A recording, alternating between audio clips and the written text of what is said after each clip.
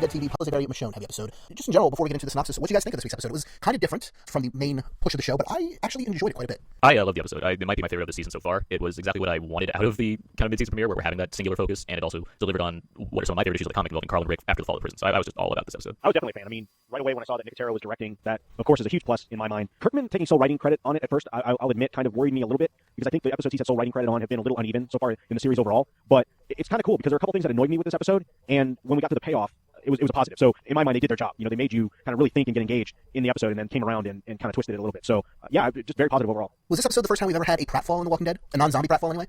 I mean, I'm sure Lori did something stupid. Flipping a card does not really count as a pratfall here. I don't know, maybe Otis tripped on something or something. Someone probably had to have fallen down at some point. That's true, although I don't think Eddie's been played for quite the comedic effect that this one was, but we will get to that. We'll also get to, at the end of the episode, the winner of the awesome contest we had over the break, so be sure to stick around for that. This episode, like you guys mentioned, was very close to the comics. It's actually almost identical, at least in the Rick and Carl portion, to issues, 49 and 50 of The Walking Dead comic? Yeah. And of course, the Michonne story is a little bit different, but we'll get to that as well. So the episode starts with Michonne returning to the prison, and she uses her katana to kill a couple walkers, and then she traps a couple on the spikes. What do you call those anti-tank spikes that they have in front of the prison? I've seen them in like World War II and stuff. I don't know the name. Tank traps. Just tank traps? Okay. So she catches two walkers on there, and she turns them into a new set of pets using the rope from the door opening pulley system to wrangle them. She walks around, she finds Herschel, or at least his head, which has been reanimated as a zombie, and she kills it with a katana. And at first I thought this was a little bit overkill. Like, I was like, do we really need to see the blade in his head? But I thought by the end of the scene they had brought me back a little bit by the way she kind of spent a moment with him just silently. It was just a cool head. Like, when I was looking at it, I was like, damn, that's a nice looking model. I mean, it really looked like Herschel. It was really creepy almost like they painted him up in, or had him wear a green skin suit or something and just had him lay on his side. I mean, it was extremely well done. So I that was one of the first things I put in my notes for last night's episode, was that head looks good. The thought of Scott Wilson in a skin-tight green bodysuit is one of the more horrifying images I've ever had. It's completely turned me on, but I did like the shot of the head and Michonne's reaction. I just thought it was well played. All around, I like this whole open quite a bit. In my notes, I actually have Herschel and I have a frowny face next to it. That's real, actually. But yeah, I like I mean, it sucks that Herschel's gone, and I may or may not, like, it put me right back into the zone of The Walking Dead with that kind of shot of like, oh yeah, there was a character I really liked that died. That sucks. And here's his parting on the series now, which Michonne had to deal with herself, just adding a little bit more insult to injury amidst these other things that are happening, like the fall of the prison. And but yeah, I thought it was a good last look at Herschel for what it was. We also see the dead body of the governor again, just reinforcing that he's really gone. And at least according to Wikipedia, Karen Condon was also in the opening, or I'm sorry, Carrie Condon as Claire from the first episode. And I know we saw her at the end of 408. Did either of you actually notice her in the beginning of this episode though? No, I didn't. No. And I noticed her in the last episode too, but I didn't notice her this time around. So I don't know if she actually was lingering around, or I don't know. It's possible it's in Wikipedia. It's possible she was just in the background because there was a bunch of zombies. If they filmed it all at the same time, I could say yeah, sure, but I didn't notice her. So. That opening shot was really sweet too. That kind of overhead, almost like satellite Bird's eye view, view. that spiraled down and got a close up of the kind of the remnants of the battle and everything that was going on. That was, I'm sure that probably wasn't a super cheap shot as far as like production value to make. And it's pretty much a direct reflection of the end shot from the pilot, and I believe Yes, right. also possibly the first shot of episode 102, but I can't remember for sure, or a shot in 402 at least. I honestly, like, there's a split second where I'm like, are we going to a flashback here? The tanks I really did, from the point of view I was using, I really thought it was like, wow, we were going back to the beginning for some reason. Then I realized immediately, it was like, oh, no, it's just the prison. But yeah, it very much called to mind the pilot episode for sure. But yeah, again, just very, like I said, for me, when Nicotero's directing, it's definitely a bright spot. I think he's, from a quality standpoint of the episode, whether or not the writing is actually solid enough, when Nicotero directs, I don't know, he really just, in my mind, has a good eye for the show. And I really think moving forward, he could be a successful director, whether he sticks with TV or whether he moves to film or whatever the case may be. I think he's definitely a hidden talent in that area. Well, and the really nice thing about Nicotero's directing is, he's such a technical guy with a background in special effects that he's going to get all the zombie stuff right, all the cool shots with the more technical things right. But what you might not expect, and what I've always appreciated about his work on the show, is he also seems to work with actors really well. Not sometimes directors are good with one or the other, but he seems to have a good grasp of both. Yeah, you look at kind of his back credits of the various episodes he's been involved in, and he's taken a lot of the more character-focused episodes, opposed to ones with large scale zombies. He certainly has had ones like the opening episode of the season is that giant zombie falling from the ceiling of the grocery store sequence. But I mean, he does episodes that tend to have a lot of character development going on. I wouldn't say that he takes the zombie stuff for granted because it always looks good on the show, but it certainly feels like it's second nature enough to him where he can do that without having to stress himself out too much and worry more about the actual drama of the episodes. And this episode, despite the fact there was some really cool zombie stuff with Michonne and with Carl himself as well, was pretty much exclusively character development with mostly Rick and Michonne, but also a little bit, mostly Carl and Michonne, but also a little bit with Rick as well. Yeah, for sure. So speaking of Rick and Carl, we then cut to Carl and Rick as they are walking down a country road. Carl is leading the way, and Rick, who is still just a hair's breadth away from being dead, is limping along and keeps yelling at Carl to slow down. And Carl is not particularly happy with his dad. I like the fact that we're seeing somebody that was involved in a fight and actually looks like they were involved in a fight.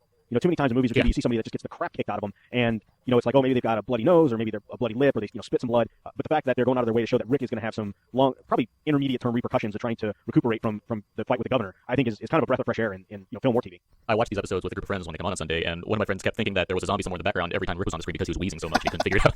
No, I totally get that, because when I was watching the episode, I kept thinking, particularly when they're in the house later on, I kept thinking, is there a zombie right outside the door, and why are they dealing with it? But no, you're exactly right, it was Rick that whole time. Or mostly, except for the points when there actually were zombies outside the front door. Yeah, but no, I agree completely with Russ. I do think the makeup job and just the kind of the depict what Andrew Lincoln's bringing to the wounded Rick presence, it works. It's very effective. It looks like he's pretty much defeated, and there's certainly the elements of I've lost everyone around me except for my son, and what the hell do I do now? But I mean, it's all there. It's all it's all on the screen. Yeah, he's beat up on all ends. I mean, like you said, he's beat up physically, he's beat up emotionally. He's just like literally at the end of his rope, and it definitely plays out. So it's just again, just good job taking that risk, not basically beating up allowing a character to kind of exist like that. So Rick and Carl eventually make their way to a diner. I believe it was called Joe and Joe Jr.'s Diner, a nice name for a diner, and they start searching for some food. They find a single walker barricaded behind some furniture, and it appears, based on a note that they find, that this is Joe Sr. So I'm assuming that Joe Sr. is a senior, and they're not just two people named Joe, and one happens to have a dad named Joe as well. But that aside, Rick wants to kill it with his axe. He tries, he gets it into the zombie's head, but the zombie keeps coming at him, and so Carl shoots it in the head, despite Rick's protestation, and Rick is not particularly happy that Carl has wasted a bullet, but as Carl points out, hey, if you couldn't do it, somebody had to. It's the noise too that I thought was a problem. Where it's like, okay, we're just gonna draw more walkers in if we're gonna be shooting guns off, and we can find plenty of things to stab them with. But yeah, the scene like and like it's gonna continue on throughout scenes with Rick and Carl. Carl's obviously angry. We're gonna get to plenty of that as we go on. And like part of me wants to like yell at this child, but the other half just gets what's happening. And I get why these scenes are playing out the way they are. And there's a level of frustration there between both of them that just keeps kind of emerging more and more as this episode goes on. And I particularly like that from at least most of the episode, neither character is really right. They're both making some pretty strongly poor choices in the way they're communicating with each other, which is always nice. So you can't just go, oh, that annoying kid Carl, or come on, Dad, why don't you listen to your son? It's both of them need to take a chill pill, but understandably. So they continue along down the road after they search the diner for food. They find some food, and this is the first of the 2 times, I believe, Carl will say to his dad, I win, because he found more food, or just because he found pickles and they both really like pickles. I don't know. And they continue along, and they find an abandoned house with apparently no walkers in it, and they take shelter inside. Yeah, he says I win, yeah, because he clearly got the bigger haul, and he says later on to a walker, he doesn't say it to Rick again. Oh, right, no, he just sometimes says in the episode. Just to back up for a second, when Rick hit that walker over the head, did it seem like it should have been enough to kill him? I think, from what it was showing me, I think it was a mix of Rick is a bit weaker, and he just kind of didn't quite knock it in the noggin in the right place with his little axe. Just didn't quite hit the right spot to crack the skull completely, hit the brain. Yeah, that's the one thing in this episode I kind of noticed, and we'll see it come up with Carl too, where there's a few instances where it seemed like they were hitting the zombie hard enough to kill it, put it down by hitting it in the head, and it didn't seem to quite do it. And I know part of that was just to accentuate the fact that Rick is weak because he's so beat up, and Carl is not quite as strong as he thinks he is. I mean, I think it was maybe for dramatic effect that they did that, but it seemed a little inconsistent to me. Well, when you have Michonne like easily slicing off the heads of 40 different zombies in one episode, I can see how that stands out. But yeah, I definitely can see as obviously they have to kind of milk the drama a bit to make it work for what the episode's going for. But I wouldn't say that I had a problem. Like I can see why the things happened as they did, where like Rick just didn't hit it right, and Carl's just he picks up the lamb and hits the zombie, didn't quite smash it the way he needs to. Like I can see those things happening in this fantasy zombie world. Yeah, I guess I was able to. I mean, it didn't make me shake. Kind of it didn't make me shake my fist at the TV or anything, but it's just something that just kind of stuck with me a little bit. I like the viewers that did shake their fist at the TV, like what? Walking Dead. No, there was a bunch. So we then cut back to Michonne and her 2 walkers, and she comes up on the same road that we first saw Carl and Rick on, and she notices their footprints in the mud, but she, at this time at least, does not decide to follow them. She heads off into the woods with her walkers. We then cut back to Rick and Carl, and Rick is unconscious, because of the injuries and just being tired, and Carl tries to wake him up, and Rick does not respond at all. Carl starts yelling at him, and that's when 2 walkers outside are alerted, and they start trying to claw their way through the front door. So Carl goes out the back door and lures them away from the house. We had seen this, I think, back. This was probably from that next season or next half of the season on the Walking Dead trailer we saw at the end of the first half of the season, or the first clip we saw on Talking Dead. But we'd seen this before. Carl kind of half walking backwards, half turning around, watching where he's going as he leads the 2 walkers away. And this is that scene right there. And he leads them away a pretty good distance. But then a 3rd walker comes out from behind a barn of some type or building of some type and surprises him. So he gets knocked down. The 3 zombies are coming at him. He tries to shoot them all. He gets the first 2, but the 3rd one he hits with a glancing blow, kind of I guess an earshot, if you will, instead of a full-on brain hit. And the zombie falls on top of him. So he's being covered up by 3 zombies, and he eventually kills the 3rd one, and then gets up and pukes. We talked about how the opening shot reminded us of the pilot episode. This scene reminded me of 18 Miles Out, where Rick has the bodies kind of piling on top of him and taking them out one at a time. Carl kind of following his father's footsteps unwittingly. What do you think Carl, like, if the other walker didn't encounter him from behind, what do you think Carl's overall plan was for backing up? I mean, I would assume it goes back to what you said before about the noise. He wouldn't want to shoot a gun right where his dad is. If you can do it a football field away, at least the zombies will be drawn to that spot instead of where you actually are. Assuming he was going to shoot them and not try to trap them somewhere inside of a building or something. I guess we'll never know because he didn't get that far. Yeah, I took it as that as well. That he was just trying to lead them far enough away to where if he shot them, they wouldn't be a swarm on top of him. Yeah, that's kind of what I think I was just saying. If you guys kind of felt the same, we kind of hit over this a bit. Before Rick was basically unconscious and Carl and him were still kind of going at it. There's the point where they're locking the door, and Carl ties the knot, and Rick is going for like the couch approach, but Carl's like, it's a strong knot, whatever kind of knot. That was a clove hitch, I believe. Clove hitch. And he's like, Shane taught me. And it was like, wow, Carl's reaching for cutting his father out with dropping the Shane bomb. And not only did he say Shane taught me, he's like, you remember him, don't you? Yeah. It was like, I just kicked you in the stones twice, Dad. And I don't know if anybody else saw Talking Dead, but they actually said it in the script. It was Dale taught me. Like when they were shooting it, the actors and Greg Nicotero all kind of came to the conclusion at the same time that this should really be Shane and not Dale. This will really twist that knife a little bit harder. I agree. I think it is the correct. I love they should have used. Yes, it's just another good because we're gonna get to Chandler Riggs on his own in a bit, but like that was just another good scene of highlighting the kind of state of mind both these people are in, and like where they're kind of saying things that Shane or Carl is saying something that he knows he's going to hurt his father with, but he'll likely regret in the long run. It's interesting to watch this kind of turn in the relationship between father and son with all this stuff that's happened. Right. So after Carl kills those 3 zombies, he returns to the house, and his dad is still, completely passed out. And so he stands there next to his dad and starts talking to him, starts yelling at him, saying, "All this is Rick's fault. He failed to protect the prison. He failed to protect the group. He failed to protect Lori and Judith. And what about me, Dad? I just killed 3 zombies, no problem. I had it under control. You didn't. It's your fault because you made us be farmers and all this kind of stuff. You weren't there to stand up and protect the group like you needed to. This is all on you." And Rick, of course, still unconscious, does not respond. And then Carl says he doesn't need him anymore, and he would be fine if Rick died.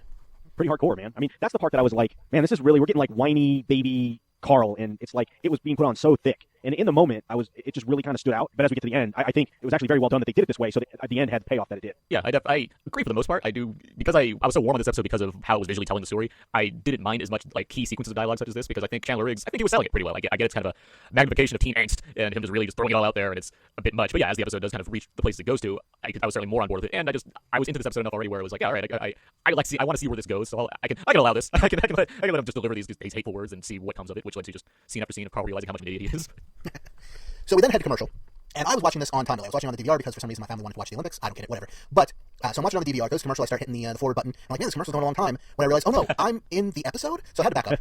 And my confusion was, I think, at least warranted, because it's pre-apocalypse. I'm like, oh, okay, I guess it's a flashback. It's a Michonne flashback. And she is talking to two men who we eventually come to learn are her, quote, lover, or I guess boyfriend, Mike, and their friend Terry. They're all kind of in a really, really nice house, just discussing a night out at a museum, I guess they went to, and whether it was a bit overplayed or a bit, cheesy or whatever.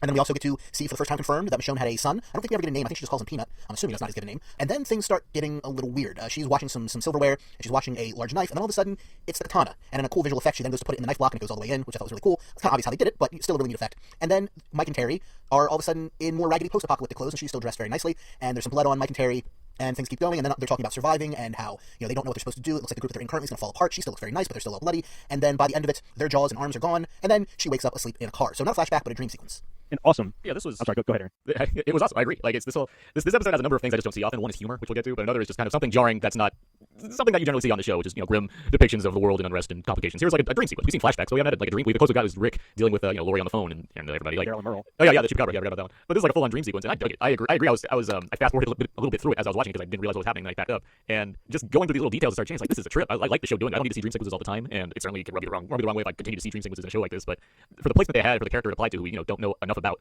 I was really satisfied by it. It was just a really well executed sequence of the series and did a lot to expand upon the show. And I dug this whole scene. When the scene started, I was fine with it, and then before things started getting obviously dream sequences, I was like, man, the tone of the scene is very strange. Like something's off. I'm not really digging it. The acting seems weird and not quite natural. And then by the end, I was like, oh, that's right. It's not supposed to be natural, and the tone is supposed to feel weird because it's a dream sequence. So even though I started a little bit shaky on it, by the end, I was like, that's one of the cooler things I've seen on the show. Yeah, I was really happy with how that ended up turning out, and it kind of served two purposes because it served as kind of a nice break in this action between Rick and Carl and what was going on there. And it also served as kind of a flashback opportunity because while it was a dream sequence, I think the principles involved and the environment was probably her remembering what it was before this all broke out. So it's just really, and it had just kind of like a weird, like late 70s, early 80s sitcom feel. Like I was almost expecting a laugh track to be going off in the background, because Michonne was just like really light and airy, just kind of whimsical almost. Yeah, like you can certainly like when I first thought it was a flashback, she said the phrase it felt rather pedestrian, and I was like, all right, let's see where this goes. That doesn't seem like anything even in post or pre-apocalyptic Michonne would ever say, but I can see where this goes. But yeah, then it just kept going and going. And I really just dug the surreal nature of all of it. Where yeah, I agree. Resident obviously is drawing from things that Michonne has experienced and just kind of combining them into this weird dream sequence. But I mean, it's coming from her past history, and it's certainly informing us on things that have happened to her via weird combination of those two guys who obviously became her pets. Right. And then the son that we figured that she probably we figured she probably had a child based on a previous episode, but now we know for sure like all these things just mesh together, and it's just this really interesting scene. And the intercuts were just very clever. I mean, they were just really well done, and just how the tone kept getting more dire. At first everybody's having fun and everybody's bright and cheery, and then Michonne pretty much stays that way. And then the two guys little by little every time we cut back to them, obviously they get more, like you're saying, Jordan, they get more rugged, and then they're kind of injured, and then get all the way to the point where they have no arms and no jaw. And I just think that sequence has been is one of the highlights of this show as a whole. Like I think this may be one of those, maybe not episodes, like with Buffy, you look back on like Hush or Once More with like there's always episodes in a TV show that people point to and be like, that's the one. And maybe The Zeppo. Do what? The Zeppo would be one of my favorite Buffy ones. Yeah, or like Jose Chung's from Outer Space, like in the X-Files, or Tombs. Most of those genre shows always have that. Or 33 from Battlestar. They always have that one episode that people just like point to and say that's what the show is. And like I said, I don't know that this will be the episode in its entirety, but I think that sequence is one of those like when people look back on the show when it's done, I think that's going to be one of the sequences that people look back on and go, that was really sweet and it was really slick, done very in a slick manner. Yeah. So after Michonne wakes up, she continues walking along with her pets into the woods, and she's joined slowly but surely by a herd of walkers. And we see pretty quickly that one of them is made to resemble her, kind of a zombie doppelganger. And I need your input here, guys. Do you prefer Zoppelganger or Walkerganger? Zoppelganger. Okay, so her Zoppelganger, as she's starting to become part of a zombie herd, just kind of at the center of it. Yeah, she got along well in that herd. She made her presence pretty easy. Yeah, and it's cool to see how effective the pets are. Like, we've always been told how they work in the show, but I don't think we've ever really seen it used to this effect of how well they work as not zombie deterrent, but just camouflage, basically. Yeah, and again, I think that was more of those things that was done more for artistic effect than maybe how it's been portrayed in the show. Because I mean, the characters have definitely walked or tried to walk amongst the zombies and been attacked. Now, I don't know, she maybe rubbed some of them off on her or whatever, but that didn't bother me because that wasn't the point. I mean, the point of that sequence was to show that at this moment in time, she's as lifeless and wandering and just roaming through life as all of these walkers. I mean, it was definitely meant to illustrate the point. And then with the Doppelganger, with her looking over, again, I just hats off to Nicotero, and I guess Kirkman too because he wrote it. But it really worked, and it's one of those things I think it would be easy to pick it apart, but just given the tone and where that character's headspace is, it just really played well.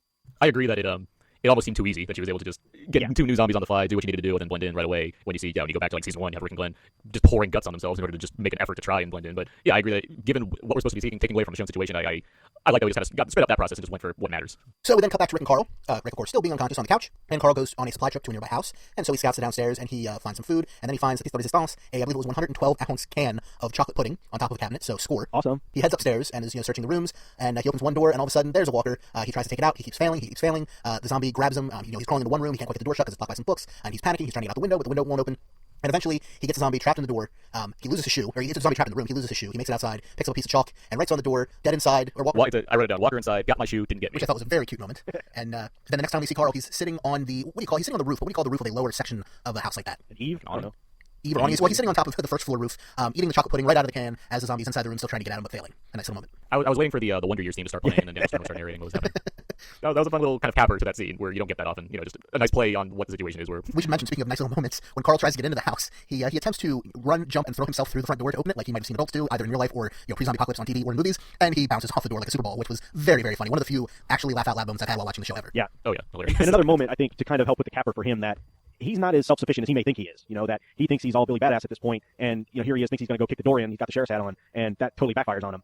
But Carl's definitely my hero in this episode for eating all 112 ounces of chocolate pudding, because that's a feat, man. I would love to be able to just sit down, especially because he probably hasn't eaten for a couple days, so he's probably hungry as all get out. Part of me thought that maybe the reason he threw up earlier was because the cornflakes or whatever he ate were bad, because he's seen some pretty nasty stuff and hasn't thrown up. So then he has that huge can of pudding, and I'm like, you go, Carl, you eat it all. And the fact that the zombie hand is coming out of the window, just like waving at him while he's just not a care in the world with the spoon in the pudding, I thought was just a nice topper. Yeah. So after that, Carl returns to the house where Rick is. He goes to sleep next to his father, and he wakes up in the middle of the night, and then he hears Rick wheezing. He turns around, and it appears that Rick has died and is coming back as a zombie. So Carl runs over to grab a gun. Rick, I wouldn't even say crawls, but falls off of the couch onto the ground and starts crawling towards Carl with his arm outstretched like he's trying to grab him. And Carl tries to shoot him in the head. He points the gun, but he cannot bring himself to shoot his own dad. And he says that, despite all this tough talk earlier, he's still scared, and he can't do it. And he even turns his head and offers his neck to Rick to basically say, I can't do this alone, take me with you. But eventually, it's revealed that Rick is not a zombie, he's just incredibly weak, and he calls out to his son, confirming he's still alive. Rick tells Carl he's glad Carl scavenged additional supplies, and he says, despite their differences and despite everything they've been through, Carl is a man now. The scene didn't fool me for a second with Rick. Of course not. Yeah, and I wouldn't really think it was trying to that much, but I bought into Carl's belief that his father was gone, and I enjoyed how it played out. Andrew Lincoln does a convincing zombie. Even if in the meta-narrative we know there's no chance he is one. Yeah, how messed up is that Carl, knowing he had to put his own mother down after she gave birth like that he couldn't do it to his own father. And at that point, I'm pretty sure Carl was convinced that Rick was gone and zombified. And I think it's like you said, part of it was, I think at that point, if Rick, at this point, Laurie is dead, Judith is presumed dead, they're pretty sure she's dead. For Carl, everybody else is gone, they're split up. If Rick were to succumb to it, I think part of it was him and his dad, despite their butting heads, have a very, very, very strong bond. And part of it was, I think, like you said, it's just Carl giving up. Just like, okay, mom's gone, Judith's gone, you're gone. There's nothing left for me. Like, there's no reason for me to go on. Obviously, based on what's happened, I can't do it by myself. I can't do it alone. I have to have you helping me. It was just really powerful. Like I said, I think the whole Rick, whether he was a zombie or wasn't a zombie, I think was irrelevant at that point. Like you said, I don't think the audience was fooled, but given the circumstances, it was fully plausible that Carl would believe that. It's just his reaction to it and how he decided to handle the situation. I think that was so well done. I agree. So we cut back to Michonne, and she's still walking around with the ever-increasing number of zombie herd. Before we get too far down there, can I just interlude real quick and quick tangent off to the side? Go ahead. I guess I've already done it, so it's too late. The craziest moment of this whole episode, and I was watching it on the DVR as well, but it wasn't even the episode itself. It was the preview for the new AMC series Game of Arms. Did you guys see that? Yes, I wrote this down. I wrote this down in my notes. I wrote Game of Arms. I saw it go by on the DVR, but I didn't watch it. Was it laughably bad or laughably awesome?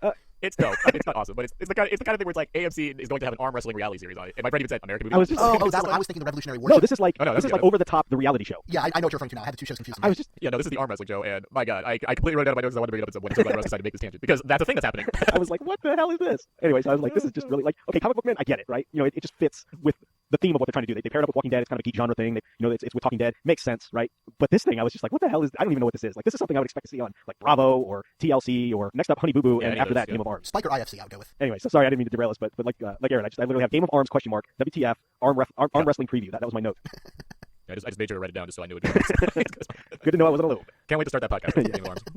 The GOATD podcast. So Michonne's still with the herd. She keeps looking at that one Doppelganger, and she keeps giving kind of sideways glances, and eventually gets too close, and I don't think snaps is the right word, but maybe snaps out of it is the best way to put it. And she takes that zombie out pretty brutally, and then she goes into a extended sequence of just decapitating zombie. Yeah, Berserker Rage, decapitating zombie after zombie after zombie. It was an awesome sequence of just decapitation after decapitation, and filmed really well. And she, by the end of it, is just standing in not quite a pile, but just she's surrounded by zombie corpses. Yeah, that was just she knows that was a whole lot of awesome. I mean, I don't know how much more you could say, but that was just a really cool sequence to see play. It seemed like to me there were a lot more zombies around her than we saw the pile, and that she actually killed. But I don't want to harp on the negative. It was just really cool to see her. I think they were more spread out Maybe though, so, once they were killed. They were all kind of in the same area. But it was just 30 seconds of awesome. So I don't begrudge it at all. It's a good this is because as much as I like Chandler Riggs in this episode, I do think Chandler Riggs did a good job as Carl, given that he's given a lot to do. That isn't just like I'm going to kill people and be very stoic about it, or I'm going to go leave the house. Well, I did leave the house actually, but I mean, as much as it's Carl's episode, I think Nia Guerrera does a tremendous job as Michonne. I mean, she's playing when in the in the present reality, she's certainly playing the quiet badass that was somewhat irked us in the past. But there's there's a level of there's a dimension to it. It has some shading because you know more about this person now. That dream sequence obviously helps, but I mean, this season's done a pretty good job of giving you more of Michonne in a different light. A Michonne who has people that care about her and people that she can care about, objectives that she can reach, and you know why.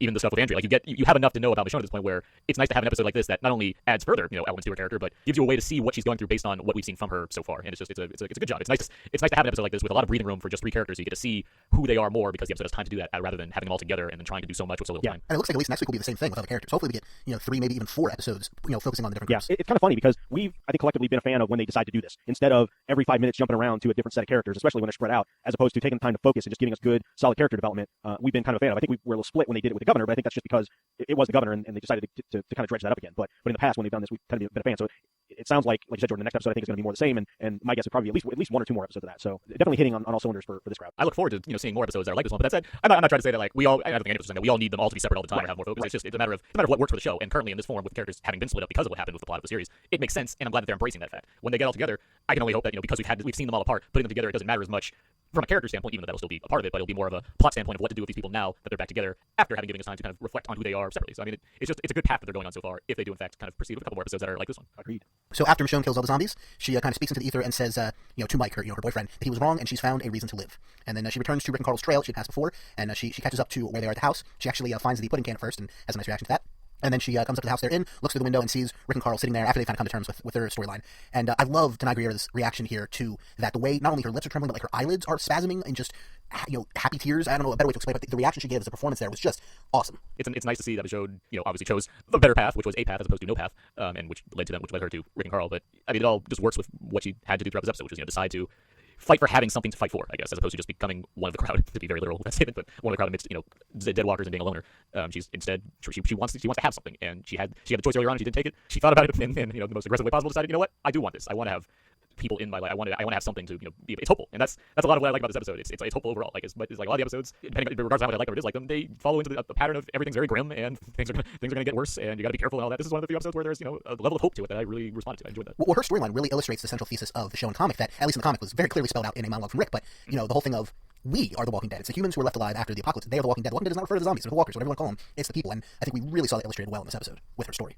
So she has that great reaction of seeing that inside, and then she goes up to the door and knock, and of course Rick and Carl think it's a zombie, so they get ready, and then Rick looks out the peephole, and he kind of collapses, smiling, starts to laugh. He turns to Carl and says, "It's for you," which I thought was another great capper to the whole episode. So many great beginning and ending scenes in this episode, and that was right up there with the rest of them. Such a good ending. I think they probably thought it was some kind of trouble. I mean, zombies don't knock. Right? Well, I guess that's true, but it could have still been, a zombie clawing at the door that sounded like knocking. But you're absolutely right. Yeah. But no, I agree, it's a great ending. I love the last line. It's the kind of line that reminds you of something like Nebraska. I don't remember if Nebraska ends on. I don't think it actually ends on Rick just shooting. It's like the ending of There Will Be Blood. I'm finished. It's a nice cab overall. And again, it has kind of a hopeful spirit to it. It's a little bit more comedic than a lot of the other episodes. Like it just has a lot of things that make me really enjoy watching the show and being able to talk about it as such. Because it's one of the times I get to be very positive because I was positive on this episode overall. Even what was the one where Carol admitted that she claims that she killed the two guys. It was Isolate, or was it Isolation? Was that one? Or Indifference? It's Indifference. It's one of the eyes. It was the third eyes. I think that's Indifference. But that one that one's kind of ended just flat out, just cut credits. It was a little baptism. I recall Russ kind of mentioned it too at that time. This one just felt right. It felt like it had a nice closeout to it after all that we've seen. So before we get into our Buster ratings for the episode and the Nielsen ratings and announce the winner of our awesome contest, Russ, why don't you tell us about our wonderful sponsor? Our sponsor this week, as always, is Discount Comic Book Service. That's DCBService.com, where you can save a ton of money on your comics, trade paperbacks, graphic novels, hardcovers, cool tchotchkes, all kinds of great stuff at DCBService.com.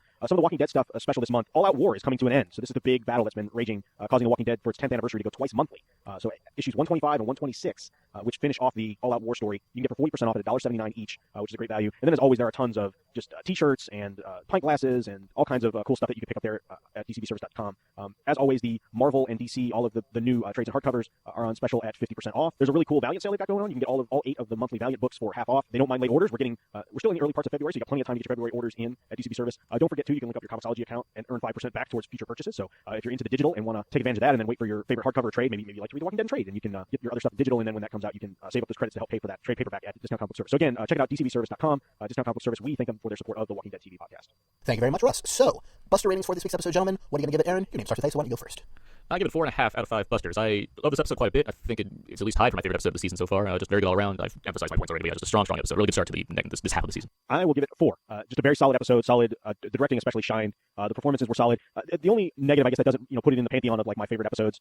It was a little slow, and I mean I get it. It needed to be slow given the story they were telling, but that just kind of pulled it back for me. But again, that Michonne sequence was really awesome. But again, just a really solid episode in my mind. I'm actually going to go higher than both of you. I'm going to go solid 5. There's nothing in this episode that stuck out to me as a problem. I agree with you, Russ. It was slower than other episodes, but not slow for me. Like it didn't bother me. Despite what Brad may think, slow movies and television shows do not necessarily bother me. And I really enjoyed the pace of this one and how it took its time getting to where it needed to get to. And I think it really did need to get there. Carl says early in the episode the phrase "we've done this before" to his dad, and I think that was kind of the thesis for this episode was, yes, Rick and Carl, at least the Carl and Rick A story, we've done this before, but this time we're doing it for good. I think this is probably the capper to the Rick and Carl disagree about how much of an adult Carl is storyline. That's been going on since pretty much the beginning of the show. I think this is we've done it before, but this time we're doing it right, and we're doing it to end the discussion, hopefully at least. And just the whole thing for me fired on all cylinders. It was deliberate in getting where it needed to go, but it did so artfully, and it did so in a really enjoyable way. So 5 out of 5 for me. Watch your mouth.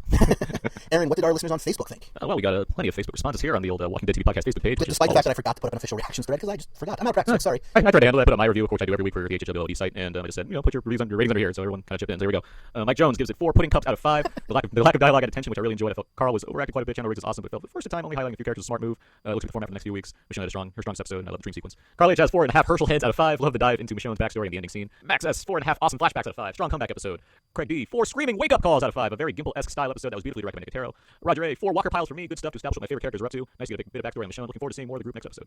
Sarah 4.5 zombie slaughtering Michonne's. I really love this episode. Great character work of both Carl and Michonne. The sparse dialogue was actually very effective in giving the actors room to work with, as well as the way of building tension. Everend 4 Busters. I had to listen to this on super low volume to not wake up the kids. As a result, it was almost zero dialogue, which was frustrating. I missed the dialogue from the flashbacks and what Rick said coming out of his near coma, but plenty of surprises, which I kind of squirmed through. Speaking of squirming through, I gotta say, when Carl finds the one zombie in the house and he opens the door and just slams his way out, I literally jumped. I don't generally jump at jump scares, but I know it was coming. It was a good I still jump jumped. scare. I enjoyed that one. Right. There's just so many doors, you never know which one it's going to be, and that was the one. Let's see. Robert N. 4.5 big ass cans of pudding out of 5. I'm looking forward to watching this one again. It really made me think. All through the episode, Carl swung from anger, loathing of Rick, bravado, sheer terror, incredible danger, twice, and even a kid moment with pudding. I would love a string of episodes like this, focus on 2 or 3 or more. One, as many of them remain apart for a little while, and it looks like I'll get my wish. Michael S. 5. Wait, what? Inducing, but extremely well shot. Dream flashback sequences out of 5. Even found myself rewinding the DVR to get a better second look. Mary 4.25. Shoes left behind. I really like this episode, especially seeing more development from Michonne, which was sorely needed. Harold, I'm going to give it 4 unappreciated little bastards out of 5. I absolutely love Michonne's backstory, which was made better by her talking dead explanation that her new pack mules were the governor's guys. Huh? I didn't think about that. Yeah. Let's see. Luke Smith 4 out of 5. Great episode. So glad to have the show back. Shane 4 Michonne Walker slaughters in a field out of 5. I appreciated the dream sequence, although a season late. But the pacing was good and a nice contrast from episode 8. Vanessa didn't have a rating, but just says I can now sleep at night knowing that Herschel's head isn't a zombie. Shalem 4.5 wasted knock joke opportunities out of 5. I really enjoyed the nonverbal storytelling. Kudos to the director and of course Kirkman for the excellent writing. And finally Leslie 4 out of 5 pudding eating Herschel heads out of 5. I'm only being conservative with a 4 because I really felt like it could have been a not good episode, so I'm pretty sure it wasn't, and I still have been giddy and wanting to go higher than a 4, which I do. But that might be due to the fact that it's been gone for so long. Yeah, so that's all the Buster ratings this week. A lot of fans of the episode overall. Nothing under a 4. So. And it also did well in the Nielsen ratings. We got 15.8 million viewers, and it actually outperformed the Winter Olympics in adults 18 to 49, which is, of course, one of the most important demos there. And that 15.8 million viewers actually translates to a 7.9 rating, which means of all the people in the United States who had a television turned on at that time, 7.9% of them were watching The Walking Dead, which might not seem like a lot, but these days that is an excellent, excellent number. So they came back to really good ratings, even against the juggernaut that I frankly don't understand, being the Olympics, but, big view getter. Even against that, they did extremely, extremely well. Yeah, when you think of shows like NCIS, which is always considered like the top scripted drama on television, which is what, 3.1, 2.9, somewhere in that range. So we're talking more than double the key demo numbers for the most popular television show on standard network television. So pretty incredible. And Talking Dead had its highest rating premiere ever. Of course it did. With 5.9 million viewers, and that was a 3.1 in the rating. So that's awesome for them as well. And I gotta say, Denai Guerrero was on the episode. I think we said this before, but she is a striking woman. Yes, I agree. I watched her a couple minutes, and she was looking pretty good on the episode. Pretty good. So basically, Talking Dead has the same ratings in the demo as like NCIS. That's pretty incredible. It's amazing. So, before we close out the episode and look ahead towards next week's episode, we had an awesome contest. We had a bunch of people enter that contest. And Russ, why don't you read us about 5 or so of the entries we had before we pick a random winner? All right, we got some response, and I want to thank everybody for indulging us in the contest. There will be more to come, maybe not on the show, maybe on Facebook, maybe on Twitter, maybe just randomly announced here and there, because we do have more sets of these books to give out. But remember, this is a set of all 4 hardcover editions of the Rise of the Governor, what I'll call the Rise of the Governor series. So it's Walking Dead Rise of the Governor, Walking Dead Road to Woodbury, Walking Dead Fall of the Governor Part 1, and Walking Dead Fall of the Governor Part 2, which technically doesn't release until March 4th, but the winner of this contest will actually be able to get this book in their hot little hands several weeks ahead of schedule, which I think is awesome. You can feel like a time traveler in the comfort of your own home. Exactly. They still don't have Walking Dead Meet the Flintstones, though. That would be amazing. I've seen that, unfortunately. Again, the contest was for folks to send us what your 3 questions would be. So I'm just going to kind of read a few random ones here and there. I'm not going to go through and read every entry, but I'll just pick some out. Rich sent in, he said, what's in the briefcase? What's the Dharma Initiative? And who's Kaiser Sose? Which I thought Jokes. Terry Bernard, what is the worst thing you had to do to survive? What kind of skills do you have that can help other survivors? And then I'll just read a couple random ones here. Are you alone? What did you do before all of this? And hungry? Are you willing to surrender your weapons? What can you do to contribute to the group? How have you survived by yourself for so long? And that's a good one. Yeah. And the winning entry, again, we just picked these at random, so there was no, barring or any kind of craziness. We didn't have to fight over it. We didn't have to arm wrestle over it either. So that would have been an awesome tie-in, though. Maybe should have thought ahead of that. Especially arm wrestling over Skype. I'm not sure how that works, but it sounds complicated. Yeah, Find out this summer on Game of Arms. A Skype match. We should have thought ahead of time. So the winner, again, chosen at random from all of the entries that we received, was Dion. And his 3 questions were: who were you in a previous life? What are you in this life? Do you run, fight, guide, protect? And what will you be to us? Nice, very existential. Yeah. Nice entries. So Dion, congratulations. Yeah, congrats. Congratulations, Dion. You won a set of all 4 hardcover editions of the book. If you send an email to comments@walkingdeadtv.com with your contact information, your mailing address, and all that stuff, Mr. Johnny M will be happy to mail those out to you. They'll probably come media mail because it's cheap and easy to take care of here at the show. But again, really cool. We'll have more contests, so keep an eye on Twitter, keep an eye on Facebook, keep listening to the show. This was kind of like an off-peak contest. So maybe, like I said, we've got several of these sets. We've also got a signed paperback edition by Mr. Bonanzinga. So maybe as we get towards the end of the season, there might be another chance to win some goodies. So keep an eye on all the usual places and figure out how you can win some cool swag. Right on. So we're going to close out the show now, but of course, if you want to know what the synopsis of next week's episode is, stick around after the ending. If you'd like to leave us a voicemail, we'd love to get one from you. You can call us at 972-798-3830. That's 972-798-3830. Just let us know that you're calling for the Walking Dead TV podcast, or you can send us an email, comments at walkingdeadtv.com. Don't forget to check out hwlod.com for all of our great shows like Half Hour Wasted, The Long Box of Doom, Black Box, Out Now, Jersey Shore, The Ichabod Cranecast, the new Shaken Not Stirred James Bond podcast, and Aaron, weren't you starting a new one as well? Oh, yeah, this coming, probably around April when we started up. We're doing a 24 podcast from the creators of the Ichabod Cranecast. We're going to do another podcast, exactly. I like that Super Bowl commercial. We're going to do a new podcast to go into the upcoming season 24. Very, very cool. And of course, we would always appreciate iTunes reviews and ratings as we're moving into the second half of the season. That means there's going to be a lot of people looking for Walking Dead podcasts. Your ratings and reviews on iTunes are extremely helpful in getting the name of the show out there, so we really appreciate it. And of course, you can follow us on Twitter at WDTV Podcast and at HHWLOD_network. I'm at Jordan FRM Jersey. Aaron is at Aaron's PS4, and Russ is at R Latham, Latham. And so until there's no more room in hell and the dead walk the earth, remember, ask not for whom the door knocks. It knocks for thee. That's right. Hemingway reference, everybody. Have a good week. I was Hope hoping we'll see you next time. I was going to We always hope for pudding, and sometimes instead we get Hemingway, but they're both good. So next week on The Walking Dead, if you don't want to hear anything about next week's episode, tune out now. We'll talk to you next time. But the episode 410, is entitled Inmates. And in the most specific information-giving synopsis ever, AMC tells us that the episode synopsis is, the group encounters obstacles in their quest for stability and safety. Also zombies appear. Spoilers. And from the preview, it looks like we're going to be focusing on Tyrese and the girls, so maybe we get an answer to the Judith question, and also Glenn and Maggie. In at least the 15 seconds or so of them that we got in the preview, their storyline looked particularly interesting. There were some cool shots in there. Have a good week, everybody. Take care. Bye-bye. Guess who is knocking on the door? Guess who is knocking on the door? Oh, guess who is knocking on the door? It's me, motherfucker, I'm knocking on the door. I am recording up a storm over here. Well, if you just make sure to cut out the storm before you send me the file. I'll do my best. Okay. Alrighty, this episode's called Alone. It's episode 409, I think? 11D. Yes, 409. Giddy up 409. I was on my way going there. That's a reference older than both of us. Sorry we're a bit light on the bloopers this week, but hey, if you want laughs, Aaron and I